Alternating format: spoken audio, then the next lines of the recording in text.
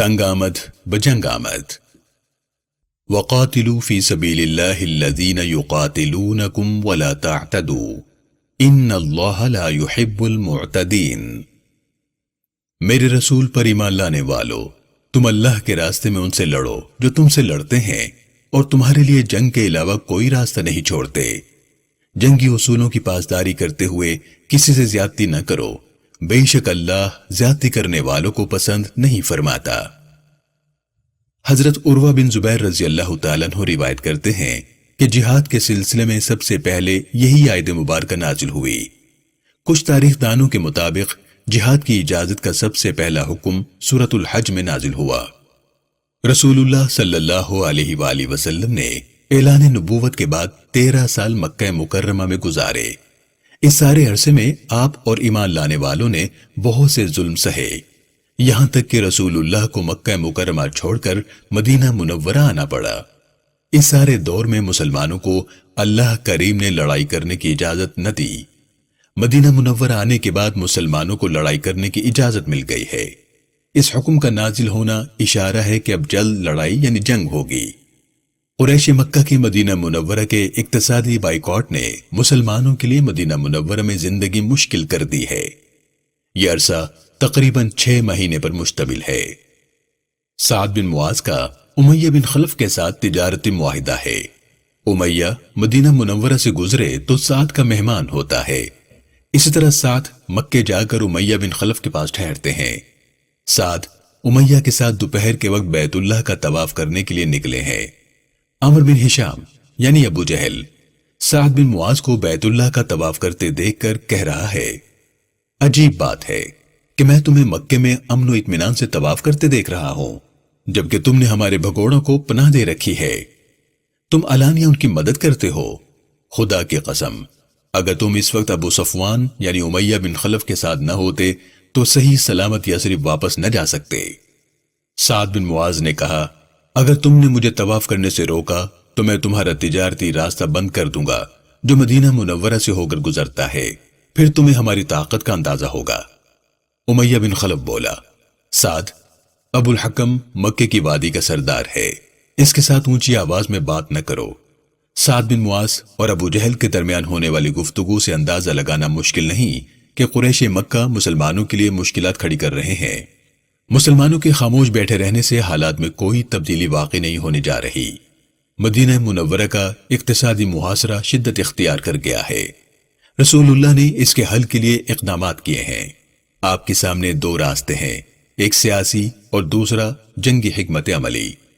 مدینہ منورہ کے تمام لوگ رسول اللہ کے زیر اثر نہیں، اس لیے سیاسی طور پر کچھ حاصل کرنا ممکن نہیں ہے۔ اسی لیے رسول اللہ صلی اللہ علیہ وآلہ وسلم نے دفاعی جنگی حکمت عملی کو اپنایا ہے۔ رسول اللہ نے قریش کو پیغام بھجوایا، تم لوگوں نے مدینہ منورہ کا اقتصادی محاصرہ جاری رکھا تو ہم تمہارے تجارتی قافلوں کو اپنے علاقوں سے گزرنے نہیں دیں گے۔ اگر تم لوگوں نے اس راستے سے گزرنے کی کوشش کی تو ہم مزاحمت کریں گے۔ عرب میں تجارتی راستوں کے اعتبار سے مدینہ منورہ کو خصوصی اہمیت حاصل ہے۔ شام اور عراق کی تجارت کے لیے مدینہ منورہ سے گزرنے والا راستہ سب سے زیادہ استعمال کیا جاتا ہے۔ شمال میں سارا علاقہ صحرا اور سخت موسم والا ہے۔ شام اور عراق سے آنے والے قافلے مدینہ منورہ پہنچ کر آرام کرنے کے بعد اپنے آپ کو آسانی میں محسوس کرتے ہیں۔ مصر سے سمندر کے راستے عرب آنے والے بھی مدینہ منورہ سے ہوتے ہوئے مکے اور دوسرے علاقوں کو جاتے ہیں۔ مدینہ منورہ عرب میں جنکشن کا کام کرتا ہے۔ مدینہ منورہ کی اہمیت سے سب واقف ہے۔ مدینہ منورہ میں کھجوریں، پھل، آٹا اور دوسری چیزیں وافر مقدار میں موجود ہونے کی وجہ سے تجارتی قافلے یہاں رکنا پسند کرتے ہیں۔ عرب میں موجود دوسرے راستے بہت دشوار اور طویل ہیں۔ سب سے بڑھ کر یہ کہ ان راستوں میں پانی کی کمی سفر کو مشکل سے مشکل تر بنا دیتی ہے۔ قریش مکہ اگر مدینہ منورہ کے لوگوں سے دشمنی لیں تو ان کی تجارت مشکل ہو جائے گی۔ مدینہ منورہ کے علاوہ کوئی دوسرا راستہ اختیار کرنے سے قریش کا منافع کم ہوگا اور وقت بھی زیادہ لگے گا۔ رسول اللہ اور آپ کے دادا کا ننیال ہونے کی وجہ سے آپ کو امید ہے کہ مدینہ منورہ کے لوگ آپ کی حفاظت کرنے میں کوتاہی نہیں کریں گے۔ رسول اللہ کا مدینہ منورہ کو اپنی ہجرت گاہ بنانا وقت کے ساتھ ثابت کر رہا ہے کہ یہ اہم فیصلہ ہے جو بہت غور و فکر کے بعد لیا گیا۔ مدینہ منورہ مکہ اور شام کے درمیان تجارتی گزرگاہ پر واقع ہے۔ مسلمان جب چاہیں قریش کے لیے مسائل پیدا کر سکتے ہیں۔ مدینہ منورہ ہجرت کے فوری بعد ایسا کوئی قدم نہیں اٹھایا گیا جس سے قریش مکہ کو نقصان ہو، لیکن قریش نے مسلمانوں کو مجبور کر دیا ہے کہ وہ اپنی اہمیت اور طاقت کا مظاہرہ کریں۔ رسول اللہ نے یہ واضح کرنا ضروری سمجھا ہے کہ مسلمان اتنے کمزور نہیں جتنا قریش سمجھتے ہیں۔ اب قریش کو بھی ہجرت مدینہ منورہ کی اہمیت سمجھ میں آنے لگی ہے۔ رسول اللہ کے مدینہ منورہ کو حرم قرار دینے سے یہ شہر مرکزی نظام کے تحت کام کرنے لگا ہے۔ اب اس شہر پر مسلمانوں کا اثر صاف نظر آتا ہے۔ رسول اللہ نے حرم کی حدود متعین کر دی ہیں۔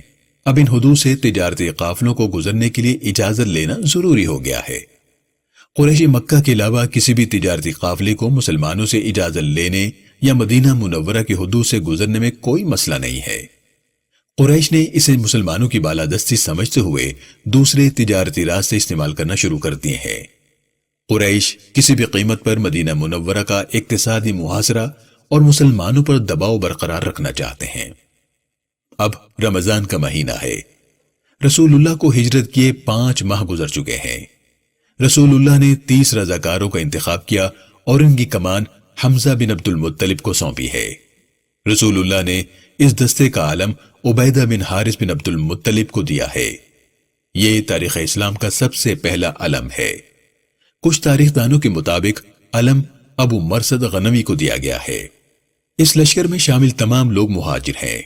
اس مہم کو سریہ سیف البحر کہتے ہیں، یعنی ایسی لڑائی جو رسول اللہ کے حکم پر لڑی گئی لیکن آپ نے بذات خود شرکت نہیں کی، سریہ کہلاتی ہے۔ انصار کو اس مہم میں اس لیے شامل نہیں کیا گیا کہ ان کے ساتھ معاہدہ کچھ یوں ہے کہ بیرونی طاقت کے مدینہ منورہ پر حملہ کرنے کی صورت میں ہی انصار رسول اللہ کا دفاع کریں گے۔ مدینہ منورہ سے باہر نکل کر لڑنے کے بارے میں ان سے کسی قسم کا معاہدہ موجود نہیں ہے۔ اس مہم میں شامل تمام رضاکار اونٹوں پر سوار ہیں۔ گھوڑا جنگی امور کے لیے ایک اہم جانور ہے۔ چھوٹی لڑائیوں اور نگرانی کے لیے اسے بہترین سمجھا جاتا ہے۔ عرب میں دنیا کے بہترین گھوڑے پائے جاتے ہیں۔ مسلمان چونکہ دولت مند نہیں، اس لیے ان کے پاس گھوڑے بھی نہیں۔ بحیرہ احمر اور مدینہ منورہ کی درمیانی پٹی 130 کلومیٹر چوڑی ہے۔ اس علاقے کا واحد تجارتی راستہ یہی ہے۔ ملک شام کی تجارت اسی راستے سے ہوتی ہے۔ حمزہ اور ان کے رضاکار اس راستے کی نگہبانی کر رہے ہیں۔ حمزہ اور ان کے ساتھی عیس کے مقام تک گئے ہیں۔ اس علاقے میں ایک کنواں ہے جس کے ارد گرد کیکر کے درخت بڑی تعداد میں پائے جاتے ہیں، جس کی وجہ سے اسے عیس کہا جاتا ہے۔ عیس کے معنی ہے اچھے درخت اگنے کی جگہ، یعنی زرخیز زمین۔ کچھ دن بعد انہیں مکے کا ایک تجارتی کارواں نظر آیا ہے۔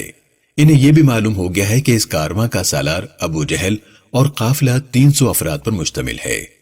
مسلمان اس اطلاع کے بعد کارواں پر حملہ کرنے کے لیے تیار ہیں۔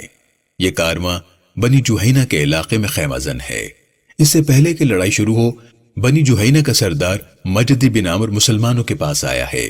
مجدی کہہ رہا ہے، قریش کے ساتھ ہمارا معاہدہ ہے کہ ہم اپنے علاقے میں ان کے قافلوں کی حفاظت کے پابند ہیں۔ اس کے بدلے میں ہم قریش سے سال میں 2 بار خراج لیتے ہیں۔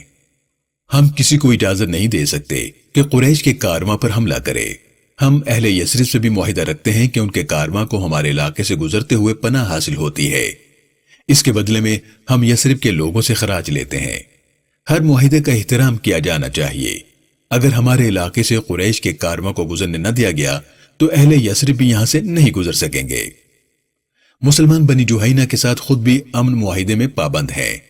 حمزہ اور ان کے ساتھی بغیر کسی لڑائی کے واپس آ گئے ہیں۔ اس مہم کا مقصد قریش مکہ کو مسلمانوں کی اہمیت اور طاقت دکھلانا ہے، نہ کہ لوٹ مار کرنا۔ اس مہم کا ایک مقصد قریش میں مسلمانوں کا خوف پیدا کرنا ہے۔ مسلمانوں کی یہ حکمت عملی صرف قریش کے بارے میں ہے، باقی کسی بھی کارواں سے انہیں کوئی غرض نہیں۔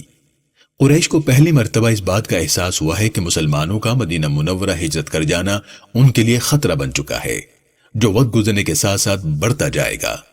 ابو جہل اس بارے میں فکر مند ہے۔ چند دن کے بعد رسول اللہ نے شوال 1 ہجری میں ایک مہم روانہ کی ہے۔ اس مہم میں 60 رضاکار شامل ہیں۔ یہ قافلہ بھی اونٹوں پر ہی سوار اور سارے رضاکار مہاجر ہیں۔ اس لشکر کے سربراہ رسول اللہ کے چچا زاد بھائی عبیدہ بن حارث ہیں۔ قریش کا ایک تجارتی کارواں مدینہ منورہ کے قریب سے گزرنے والا ہے۔ قریش کے کارواں کا سردار اکرمہ بن عمرو بن ہشام ہے۔ قریش کا کارواں 140 لوگوں پر مشتمل ہے۔ مسلمانوں کا سامنا اس کارواں سے سنیت المرہ کے مقام پر ہوا، جو مدینہ منورہ سے تقریباً 200 کلومیٹر دور ہے۔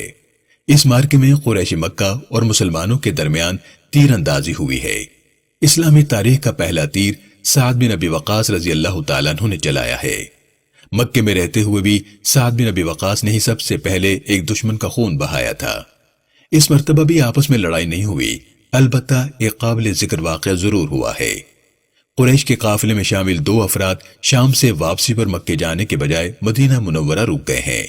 یہ دونوں لمبے عرصے سے مکے میں مقیم اور رسول اللہ پر ایمان لا چکے ہیں۔ انہیں مکے سے آزادی کے ساتھ مدینہ منورہ ہجرت کرنے نہیں دیا گیا۔ یہ کارواں میں شامل ہی اس نیت سے ہوئے کہ حفاظت سے مدینہ منورہ پہنچ سکیں۔ ان کے نام ہیں مقداد بن عامر اور عتبہ بن غزوان مازنی۔ اس کاروائی کے 5 مہینے بعد ربیع الاول میں رسول اللہ بذات خود 60 مہاجرین کو لے کر ایک مہم پر نکلے ہیں۔ اس مہم میں بھی کوئی انصاری شامل نہیں۔ رسول اللہ نے سعد بن عبادہ کو مدینہ منورہ میں اپنا نائب مقرر کیا اور خود لشکر کی قیادت کرتے ہوئے ابوا کے مقام تک گئے ہیں۔ کچھ تاریخ دانوں کے مطابق رسول اللہ ودان کے مقام تک گئے، اس لیے اسے غزوہ ودان کہتے ہیں۔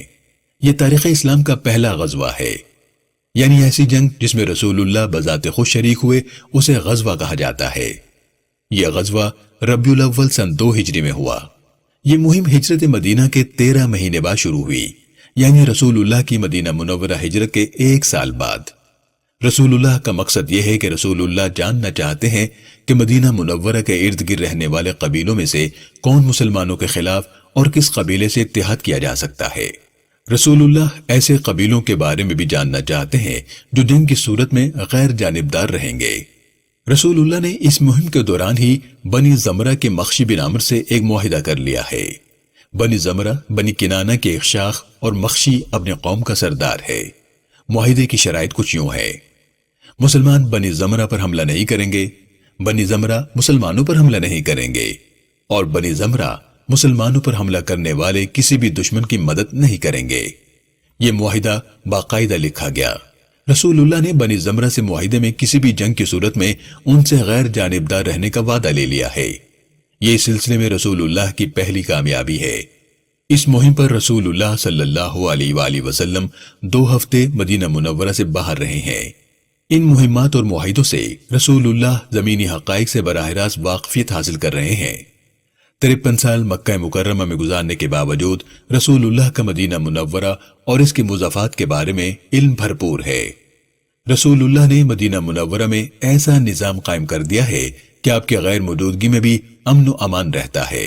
لوگ آپ کے نائب کے احکامات پر عمل درآمد کرتے ہیں۔ قبائلی معاشرے میں ایسا ضبط قائم کر لینا بہت بڑی کامیابی ہے۔ مدینہ منورہ آہستہ آہستہ ایک ریاست کی شکل اختیار کر رہا ہے۔ امیہ بن خلف ایک بڑا تجارتی قافلہ لے کر شام جا رہا ہے، جس میں 2500 اونٹ ہیں۔ رسول اللہ کے علم میں آیا تو آپ 200 صحابہ اکرام کو لے کر اس قافلے کے تعاقب میں نکلے ہیں۔ یہ پہلی مہم ہے جس میں انصار بھی شامل ہے۔ اس بار بھی رسول اللہ نے سعد بن عبادہ کو مدینہ منورہ میں اپنا نائب مقرر کیا ہے۔ رسول اللہ بوات کے مقام تک گئے ہیں۔ بوات مدینہ منورہ اور یمبو سے 100 کلومیٹر کے فاصلے پر واقع ہے۔ اس غزوے میں بھی لڑائی نہیں ہوئی، اسے غزوہ بوات کہا جاتا ہے۔ قریش مکہ کو مسلمانوں کا سکون سے رہنا کسی طور گوارا نہیں ہے۔ وہ مسلمانوں کو کسی نہ کسی بہانے سے پریشان رکھنا چاہتے ہیں۔ بنی فہر سے تعلق رکھنے والا قرظ بن جابر مدینہ منورہ کی سرکاری چراگاہ پر حملہ کر کے 6 اونٹ لوٹ کر مکے واپس چلا گیا ہے۔ یہ واقعہ ربیع الاول سن 2 ہجری میں پیش آیا ہے۔ رسول اللہ کے علم میں آیا تو آپ نے زید بن حارثہ کو مدینہ منورہ میں اپنا نائب بنایا اور قرظ کا پیچھا کرنے کے لیے نکلے ہیں۔ عرب میں ایک آزاد کردہ غلام کو ریاست کا عبوری سربراہ بنایا جانا ایک ایسی روایت ہے جس کی مثال نہیں ملتی۔ اس سلسلے میں بھی رسول اللہ نے ایک انقلابی قدم اٹھایا ہے۔ آپ اس مہم میں بدر کے قریب صفوان تک آئے ہیں۔ اس مہم میں بھی رسول اللہ کے ساتھ 70 صحابہ ہیں۔ قرظ بچ نکلنے میں کامیاب ہو گیا۔ اسے غزوہ صفوان اور غزوہ بدر الاولی کہا جاتا ہے۔